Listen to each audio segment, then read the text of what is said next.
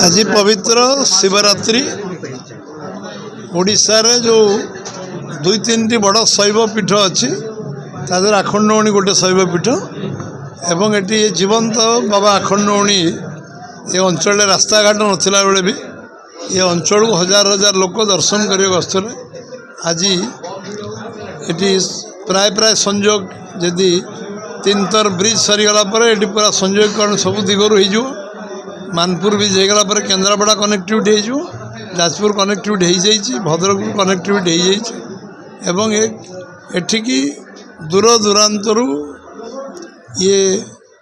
विभिन्न जिलूर राज्यरू एवं भारतवर्ष बाबा आखंडमणि पीठ को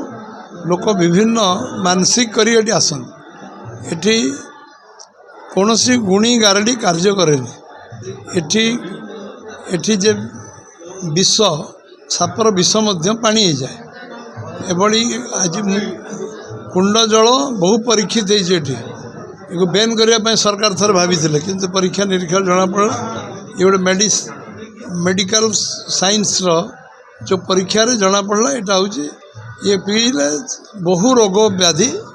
भल हो जाए कुंड जल एवं ये एक पवित्र पीठ ये एक जीवंत ठाकुर ये समस्त प्रेरणा मिले उत्साह मिले उद्दीपना मिले एवं समस्त मनोकामना पूर्ण हुए जो मैंने निष्ठार बाबा आखंड डाकती एवं आज ये पवित्र शिवरात्रि में मु समस्त को आशा करी बाबा आखंड आशीर्वाद रो आमर ये अंचल लोक भल रुहतु ओडिशावासी भल रुहतु भारतवर्ष आगू को जाऊ विश्वगुरु हो जो आज आमर यशस्वी प्रधानमंत्री नरेंद्र मोदी जो स्वप्न देखते 2047 शतवर्ष विकसित भारत हो विश्वगुरु हो परम भविष्य हो आशा अपेक्षा में रखुचु निश्चित भाव में बाबा आखंड आशीर्वाद समस्त रही।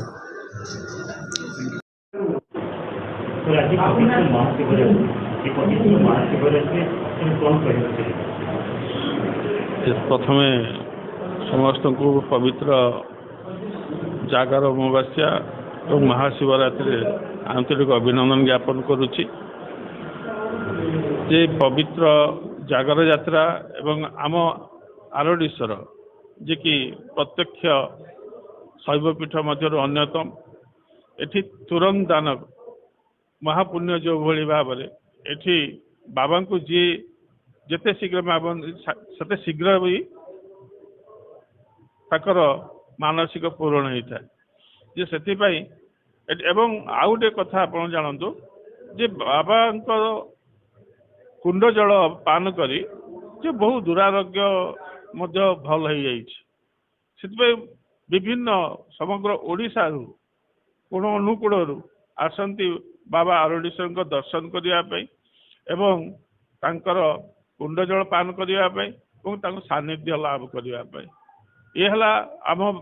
बाबा आरडीश्वर एक महात्मा।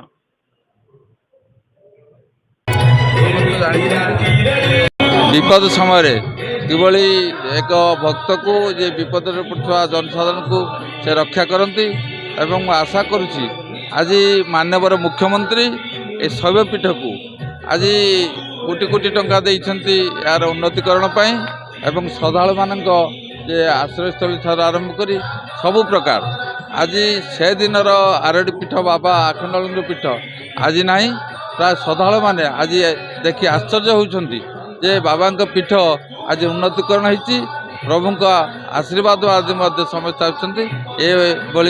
जागर यात्रा आशीर्वाद नापी।